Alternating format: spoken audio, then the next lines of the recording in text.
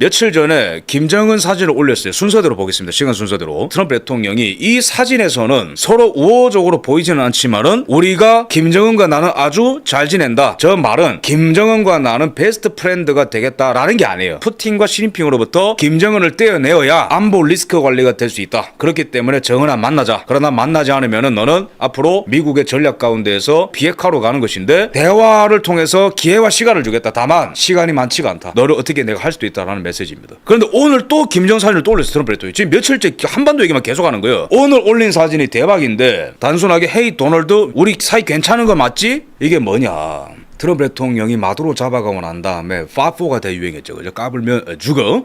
그런데 그와 동시에 유행했던 짤이 바로 이거예요. 트위터에 미국 사람들이 이런 짤을 만들어가지고 마두로 다음에는 김정은 이러면서 놀리는 거죠. 트럼프 대통령님 우리 사이는 괜찮은 건 맞죠? 그런데 트럼프 대통령이 오늘도 이걸 올리면서 너 안 나오면 너 죽는다 이런 얘기를 또 하는 거예요. 그래서 화염과 공포를 한 손에 한쪽에는 유화 제스처. 예산 일이 아닌 게 마두로랑 하메네이 갈 때랑 똑같아요. 마두로도 얼마나 시간을 많이 줬는데 대화하자. 살려주겠다. 망명해라. 만나자. 기회를 주겠다. 참극을 막아라. 그러다가 이제 시한이 계속 오는 거예요. 그래서 미국의 좌파들이 진짜 마두로한테 군사작전 할 거냐. 전쟁 선포를 해야죠. 뭐 법에 있으니까 미국 법에. 근데 트럼프 대통령이 뭐라 했냐 팔짱 끼면서 아니 마두로에 대해서는 전쟁 선포가 필요 없어. 60일 내에 전쟁 선포해야 되거든요. 전쟁 기시하면은. 하루 만에 잡아갔잖아요. 하메네이 같은 경우에도 얼마나 협상 테이블을 많이 만들었는데 협상단 보면은 사위 제라드 쿠시너부터 해가지고 여러 번 만났잖아요. 그죠? 그 밑에 있는 수뇌부들. 근데 그러다가 말 안 들으니까 간 거잖아요. 간단합니다. 트럼프 대통령은 미국인의 생명과 재산과 자유를 지키기 위해서 그거를 위협하는 적들과 맞서 싸우는 거예요. 근데 레드라인을 넘은 사람들은 일기와 다 다르게 다루는 거예요. 일기 때도 비슷한 경고 많이 했습니다. 솔레이마니 죽였죠, 이란에. 베네수엘라 군사작전 하겠다는 말은 안 하겠지만 온갖 제재했죠. 그런데 2기 때는 대화로는 이제 안 되는 거야, 다. 근데 이것들이 전체적으로 노렸을 때 미국을 너무 유린하는 거예요. 베네수엘라는 부정선거하죠. 마약 수출하죠, 미국한테. 이란은 핵 만들어가지고 미국 위협하죠. 근데 김정은만 살려두겠냐고. 그게 상식적인 논리적 흐름이 아닙니다, 지금 상황에서. 그래서 지금 트럼프 대통령의 말 속에 는 김정은에 대한 분노가 있다. 더 무서운 게 뭐냐면은 트럼프 대통령은 굉장히 순박한 얼굴로 김정은을 지금 깨내고 있습니다. 그런데 많이 웃었는데도 안 해주면 그때는 분노로 돌변하는 거예요.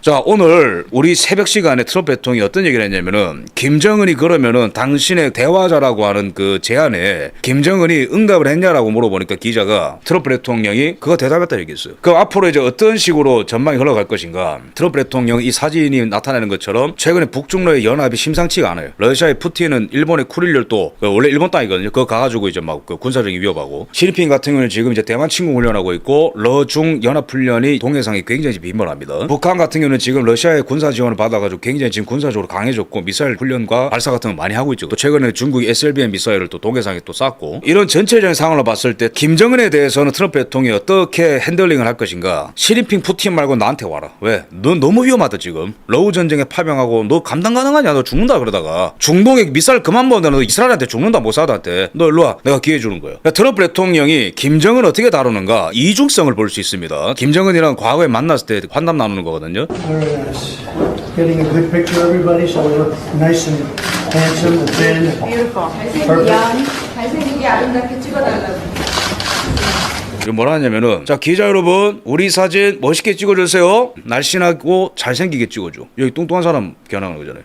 김정은이 거의 뭐야 이런 표정을 주고 쳐다보는 거죠, 그죠? 그러니까 이게 어떻게 보면 트럼프 대통령의 수법이라는 거예요. 웃으면서 나이스 앤 띵 핸섬. 근데 그 안에 보면은 김정은이 돼지라는 뜻이 함축되어 있는 거거든요. 김정은과 사랑에 빠졌다고 하는 거는 너 나랑 사랑에 빠졌는데도 배신할 거야? 배신하면 죽어 이런 뜻이에요. 그래서 이 전체적인 흐름을 봤을 때의 오늘의 결론은 일기와 유사한 흐름이라고 하는 것은 대화 시도는 할 수 있는데 중장기적으로 봤을 때는 결국에는 북한을 트럼프 대통령이 접수하는 방향으로 갈 수밖에 없다. 중국이 붕괴가 빨리 되면 단기적으로 김정은을 제거하는 쪽으로 갈 수 있습니다. 왜? 2019년에 이미 뉴욕타임스 보도에 따르면 특수부대 보냈잖아요. 트럼프 대통령이 북한에 들어갔다 나왔잖아요. 그래서 이러한 흐름들 최근에 김정은이 시진핑과 가까워지고 푸틴과 가까워지고 근데 제가 냉정하게 봤을 때는 김정은이 단기적으로 자기 몸값 높이기 위해서 트럼프 대통령을 만날 수도 있습니다. 근데 근본적으로는 김정은의 한계가 뭐냐. 1기 때 경험한 게 경험이 클 거예요. 왜? 하노이 그다음에 싱가포르 회담 다 노딜로 끝나면서 김정은도 좀 많이 팔았거든요. 북한에서.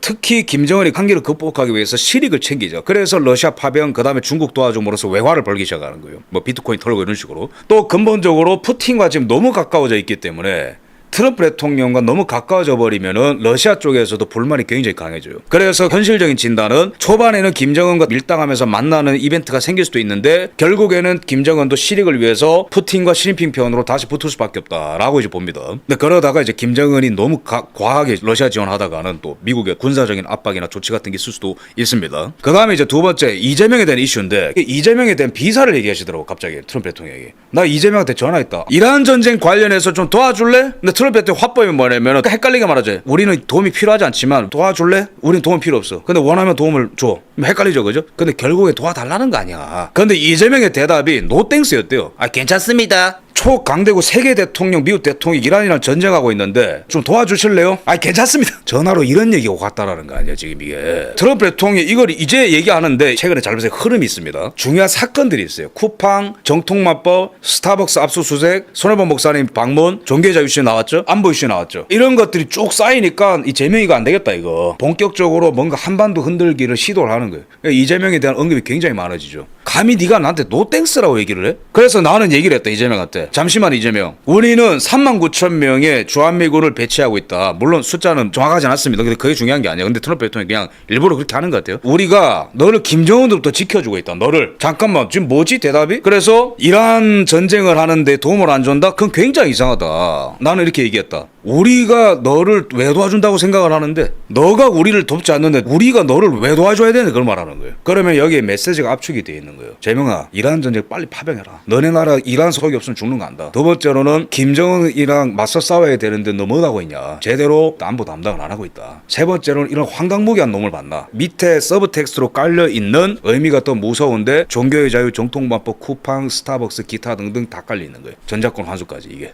패키지로. 그 다음에 통상 문제. 야, 내가 원전 투자 빨리 하라 했지. 계속 질질 끌어. 러테릭이 뭐라 했어요, 장관이? 일본은 구체적으로 원전 투자안을 다 제시했는데 지금은 뺑뺑이 돌고 있죠. 조현이가 뭐라고 이때까지 잡아댔어요. 미국이 호르무즈 파병 요청했냐 안 했냐 물어보니까 국회에서 미국이 했다고 할 수도 있고 안 할 수도 있다고 볼 수도 있고 지금은 답변이 곤란하다 얘기했어요. NCND라고 하죠. 부정도 긍정도 안 했어요. 알고 보니까 전화로 트럼프 대통령이 이렇게 얘기한 거예요. 이재명한테.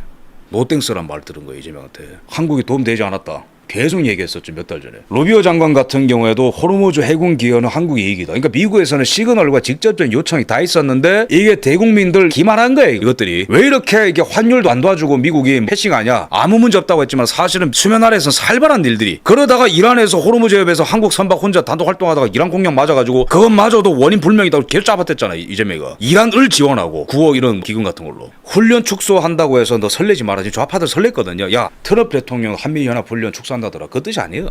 김정은을 유인해내는 미끼로서만 쓴다. 나머지 주한미군 병력 숫자, 주한미군의 준비 태세, 주한미군의 항공모함, 주한미군의 모든 정찰기 활동 같은 거 그대로 다 유지. 설레지 마라. 오히려 재명아 너가 돈 써라. 우리가 돈 쓰고 있다라고 트럼프 대통령이 불만 표현했잖아요. 들소절에. 돈 네가 써라 그 뜻이에요. 설령 축소되더라도 설레지 마라. 왜? 남은 안보 공백을 네한테 맡길 거야. 네가 싸워 임마. 더 곤란해지는 거예요. 이란 파병해라. 쿠팡, 정통만법, 종교의 자유, 안보 이슈 등 이거 다 어떻게 할 거냐. 청구서가 엄청 오는 거예요. 그 다음에 지금 미국 정가에서 가장 지금 예민하게 바라보는 거는 안보 이슈도 있지만은 이 경제 이슈거든요. 루비오 장관이 며칠 전에 우리 광복절 축전 메시지를 보냈는데 여기에서 아주 이례적으로 경제 안보 이런 얘기를 했어요. 70년 동안 동맹이었다. 근데 그거는 과거고 미국과 한국은 경제 안보 핵심 광물 조선 등을 포함해서 다양한 이슈에서 협력을 심화하면서 양국 관계에서 역사적인 새로운 시대의 시작을 알렸다. 그러니까 우리 한미 동맹이 1기가 있고 2기가 있다는 표현인 거예요. 이게 1기가 뭐냐면은 6.25 전쟁을 통해서 혈맹. 2기가 뭐다? 이제는 실용적인 목적, 실용 외교 그런 거 말고 이제면 정말 실용적인 목적이면서 이념적인 목적을 위한 반중 전선을 구축하고 미국의 부국 강병을 위해서 한국이 헌신할 수 있는, 기여할 수 있는 그것이 바로 경제안보다. 조선 투자 빨리 해라. 원전 투자 빨리 해라. 일본은 속도가 나고 있어. 전 불안해요. 미국 원전 시장 일본이 다 가져갈까 봐. 반중해라.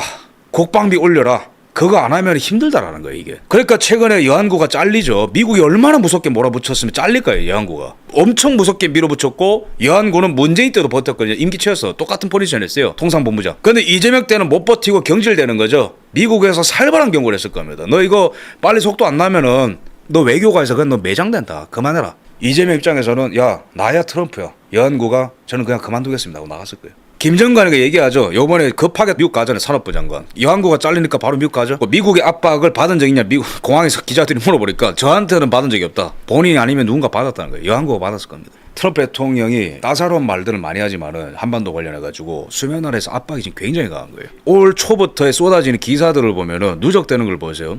일본에서도 북한 비판.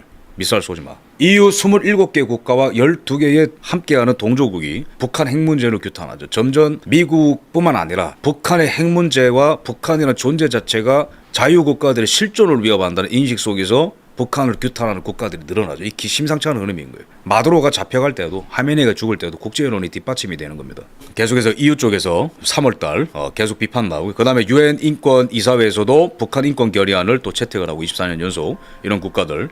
그다음에 쿼드 아시아 쪽이죠, 그죠? 중국 견제 전면화, 인도태평양 국가들 중심으로 중국 견제 전면화, 그죠? 북한을 이제 규제를 해야 된다, 제재를 때려야 된다. 국가들이 계속 늘어나고 있다라는 거. EU에서 6월달에 또 러시아를 지원하는 북한을 규탄하는. 그런데 이재명이는 비판 성명서를 유럽에선 발표했는데 한국에서 빼고 그랬죠. 그 다음에 또 최근에도 8월달에 북한이 중국과 러시아와 함께 연합해가지고 계속해서 군사 도발하니까 일본에서 이제 비판 성명이 나오는 거죠. 여기까지 정리를 하자면은 거대한 흐름이다. 트럼프 대통령은 미국의 주권과 자유와 영토와 국경과 이익을 지켜야 돼. 방해하는 사람들 리스트를 쫙 짭니다. 중국이다. 근데 중국이랑 무슨 막 전면전을 하기에는 모두가 다 죽으니까 바깥에서부터 치고 들어가는 거죠. 석유를 공급하는 이란, 베네수엘라. 러시아, 중국이 유사시에 미국의 남부를 칠 수 있는 국가로 선택을 한 쿠바라는 나라. 쿠바도 지금 이제 군사적으로 압박을 한 상태고 피텍세스 전쟁부 장관이 얘기한 것처럼 다음 차례는 쿠바냐라고 기자가 최근에 물었는데 파나마에서 정글 훈련하면서 대답을 했어요. 군사 옵션 포함해서 모든 선택지가 테이블 위에 있다. 그 다음에 이제 남은 것은 중동 같은 경우에는 어쨌든 트럼프 대통령이 그곳을 UAE랑 사우디랑 뭐 이스라엘이랑 이런 국가들, 시리아도 이제는 반이란으로 돌아섰으니까 이런 중동 국가들이 준비가 되면은 거기에 맡기고 이란으로부터 나오면 돼요. 다 끝났어요. 그 다음에 러우 전쟁 같은 경우에도 일단은 미국이 계속해서 지원을 좀 해주고 있고 그래서 러시아가 만약에 무너진다면 트럼프 대통령이 더 화끈하게 아시아에 집중할 수 있겠죠. 근데 그거는 그거고 오히려 중국과 러시아를 붕괴를 시키려면은 한반도를 압박을 해야 된다라는 생각을 최근에 트럼프 대통령이 하게 되는 것 같아요. 이런 상황에 지금 우리가 있는 겁니다. 그런데 여기서 김정은과 이재명을 둘이 떼내서 독자적으로 서로 이제 따로 떼내서 트럼프 대통령 1대1 마킹을